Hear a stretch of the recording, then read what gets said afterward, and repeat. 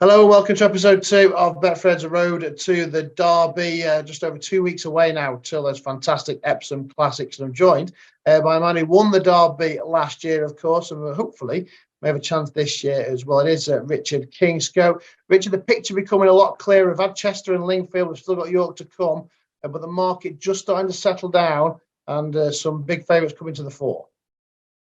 Yeah, it's, like you say, we've had some helpful punters the last week, particularly in the Fillies race. The Derby still looks incredibly open, and we've got the most interesting yet to come. We have in the Dante. We'll talk about that shortly. Let's just look back at Chester first of all. Both you, me, and Frankie. We'll hear from Frankie shortly as well, by the way. But we were there on the Wednesday where we saw a rest to win very easily. Now, it's not just about arrest credentials. There's a big story with Frankie Dettori riding his last Derby. Do you think he could be the horse that Frankie rides? And if so, obviously did his chances no harm with his impressive win in the Vars? Yeah, I imagine he will be Frankie's ride in it. He was impressive. I'm not convinced he's a Derby winner. Just for he looked a little uncomfortable around Chester. I know, obviously, Frankie was probably pretty happy to let him drift out onto some nicer ground, but he was definitely favouring going that way. Just puts a question mark there for me. Okay, question mark over the track, and maybe the ground as well. Obviously, he was second in Group 1 Company in France on soft ground, and you know what it rode like at Chester. It was obviously very soft on the Wednesday. We had some downpours. Would quicker ground at Epsom also raise a big question mark? Well, I mean, it might even help him. Obviously he's not going to want it lightning fast, but it might just help to have a sounder surface. Chester was very difficult conditions for everyone. I think I've heard Mr. Gosden saying he wouldn't want quick ground, but if it's a sounder surface, as long as it's not jarring, it might just help a little bit. We also had the D Stakes as a trial. San Antonio came out on top in that one, Aidan being in Donica. Would you say that it has not as maybe stronger form as we saw from Arrest? I mean, what was the ground like on Thursday as well by the time we got to the D Stakes? Yeah, Thursday was, it started to dry, got very tacky. It was very difficult conditions, very poached ground. It was a very rough race, these stakes. There was very little flow. I think the winner ended up having a bit of a nicer time than the favourite did. The favourite looked a little awkward up the straight, hanging in behind. So on another day, in another race, the placings could quite easily be reversed. It was a very, as I say, rough race and not an easy race for them. Yeah, I think Frankie, we'll hear from shortly. So I think Frankie Foster's on about maybe the places could be altered. He quite likes old. We'll talk about passengers shortly with an eye on York. But are you quite glad, bearing in mind the ground and how rough the race was, that he missed the D Stakes? Yeah, absolutely. I think it was the right call. Going to York, it looks on form the tougher race, but York is one of the nicest tracks in the world, and we've got a better surface to run on. So I'm quite pleased, particularly watching the race, that we've another opportunity. Yeah, we'll talk about him in a short while. Just touch on the Lingfield race. Obviously, this year a little bit different, being run on the all-weather. You rode in the race. Military Order was impressive. He's a brother to Adayar, so he's got all the credentials. He's into 5-1 now for the Betfred Derby. How did that race ride? Did it ride like a good trial? Yeah, it did. We went a nice gallop. I liked the winner.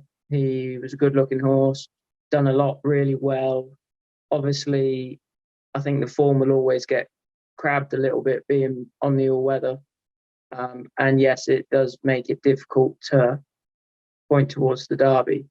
But he done a lot well. I don't think he was suited by the track, but he showed some really good attributes, as did the second.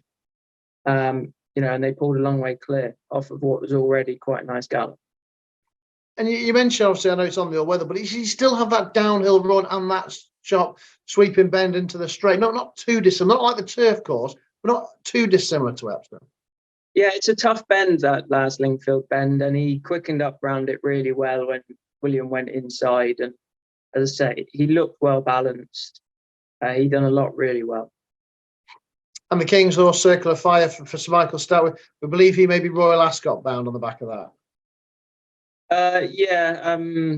So he was just not the quickest into stride from a bad draw. So Ryan settled him at the back, and things were just happening a little bit too late there up the straight for him. But he ran a nice race, and he's a likeable horse.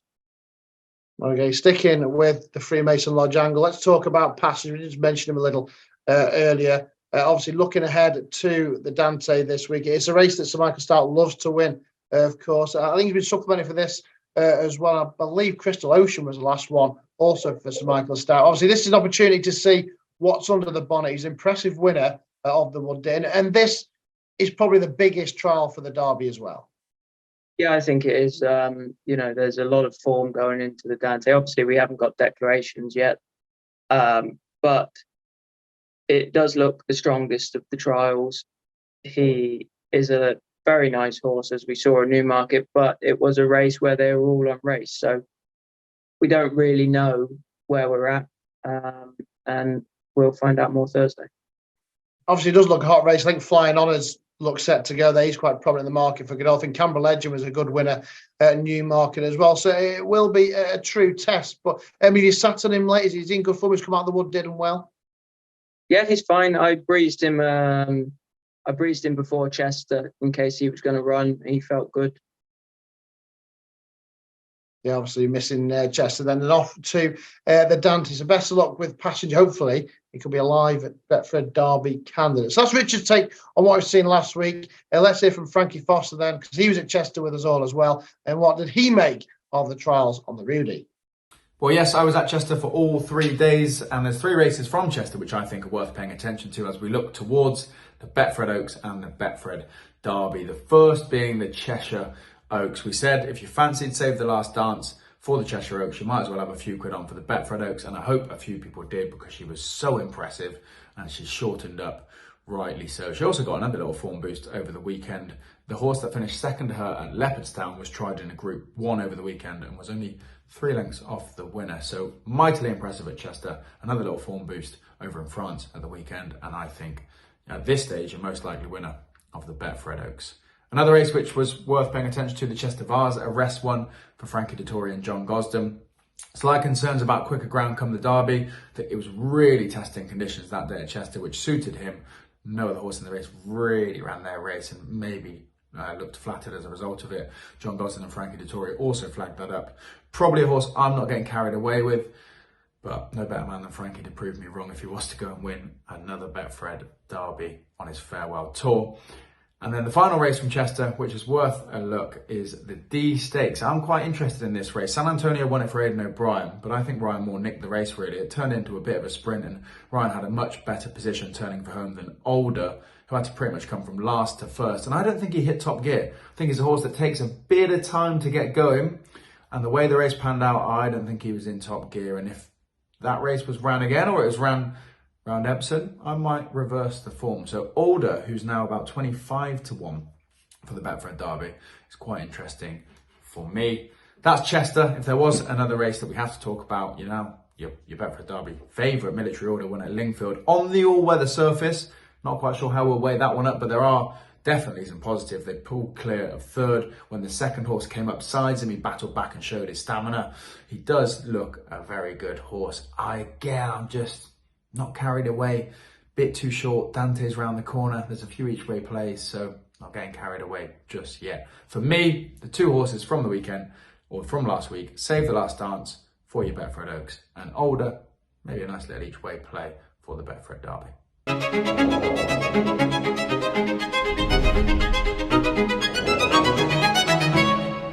One of the biggest trials for the Betfred Oaks is the Cheshire Oaks run at Chester on the Rudy. And, Richard, we were there. Wow factor with Save the Last Dance. It was a bizarre performance because she didn't travel that well early. But, boy, 22 lengths, and I believe the last 3 furlongs was quicker than the 5 furlong sprint in the card. So you can't argue with the clock. No, I think, like you say, wow factor was there. Obviously, it's very difficult to gauge on that ground. Often horses, if they don't like it, they really down tools, and she obviously did like it. So he ended up with a massive margin. But visually, what she done, particularly around the turn when she found that gear, she was great to watch. I mean, she was a big prize for a maiden. It feels like they may have taken Kilmore by storm, the way she both won a maiden, and then she did that last Wednesday. And there wasn't a lot of her in the paddock either. I mean, it was only a 3rd start. It could be a bit of improvement to come. Yeah, I think she's surprising people, but she's definitely very interesting. And the ground-wise, I mean, obviously she's Galileo, so you suggested even better ground may even help her somewhat. Yeah, exactly. She obviously was quite happy at Chester on that ground, but that's not to say she's not going to be happy on better ground as well. And the Lingfield trial again, another one that you rode in, Eternal Hope, not entered in the Betfred Oaks. But Charlie Appleby said she needs decent ground. She will not run on soft ground. They're going to keep an eye on the weather to maybe supplement her. They may be keeping an eye on the Musadora as well to see what comes out of that. But again, how did that race ride in terms of a trial for the Betfred Oaks? Yeah, so we went quite slow in that race. We all finished in a bit of a heap. Very difficult to gauge whether there's an Oaks horse in there. My initial reaction would be there's not. There's some nice horses in it, but we didn't really get a proper feel. Maybe an eye towards a Ribblesdale for these fillies then? Yeah, I think so, yeah. Okay, so that's what we've seen in terms of the fillies, but we saw Save the Last Dance put her hat in the ring for the Betfred Oaks. She's now your 6-4 favourite.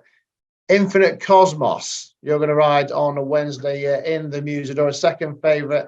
We spoke to you obviously last week about how she come out of the maiden and how excited you are about riding her. This is the acid test now. She's won a novice contest, and she's in at the deep end, looking towards the Oaks. How are you looking about? She's looking forward to riding her. Yeah, absolutely. Obviously, we've got decks now. Be interesting to see where we're at. She's a likeable filly. What she done in Newmarket was great. She's going to have to run to a very good level at York.